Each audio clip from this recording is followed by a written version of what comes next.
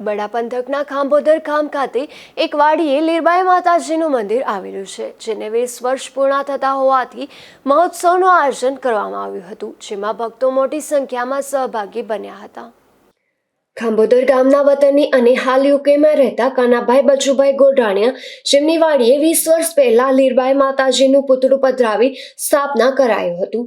હાલ 20 વર્ષ પૂર્ણ થયા હોવાથી એક મહોત્સવનું આયોજન કરાયું હતું, જેમાં પોરબંદરના નામાંકિત કલાકારો દેવરાજ ગઢવી, હર્ષુક ગિરી બાપુ, ડેવિન ઓરેદ્રા અને શ્વેતા ગોઢાણીયા સહિતનાઓએ હાજરી આપી હતી, જેમાં 36 કલાક રામધૂન અને સતત 4 દિવસ ભજન અને ભોજન અવિરત ચાલુ રહ્યા હતા. તો વાસી મંદિરે અને લીરબાઈ મંદિરે 52 ગજની ધજાનું ધ્વજારોહણ, પ્રસાદી, સામૈયા અને છેલ્લે દિવસે રાસ ગરબા અને મણિયારોના કાર્યક્રમનું આયોજન કરાયું હતું.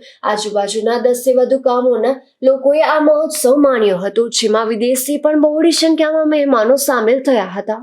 કાનાભાઈના બંને પુત્રો કૃષ્ણા અને શ્યામને કાનાભાઈએ નાનપણથી જ ધાર્મિક સંસ્કારો આપેલા છે.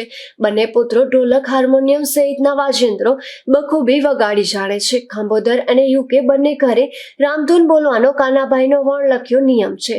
તેમના બંને પુત્રો યુકે મણિયારો ટીમના ખેલૈયા છે. લીરબાઈ માતાજીનો ખાંભોદરનો કાર્યક્રમ પૂર્ણ થયા બાદ કાનાભાઈએ માતાજીના 10 જેટલા સેવકોને પ્લેનમાં લઈ જઈ સહપરિવાર હરિદ્વાર, ઋષિકેશ, અયોધ્યા, પ્રયાગરાજ, કાશી વિશ્વનાથ, વિંધ્યાચલ વિંધ્યવાસી મંદિરે, વૃંદાવન, બરસાના, ગોકુલ, મથુરા, નંદગામ, દિલ્હીની યાત્રા પર ગયા હતા. ધીરુભાઈ નિમાવત, ગુજરાત ન્યૂઝ, ભગવદર.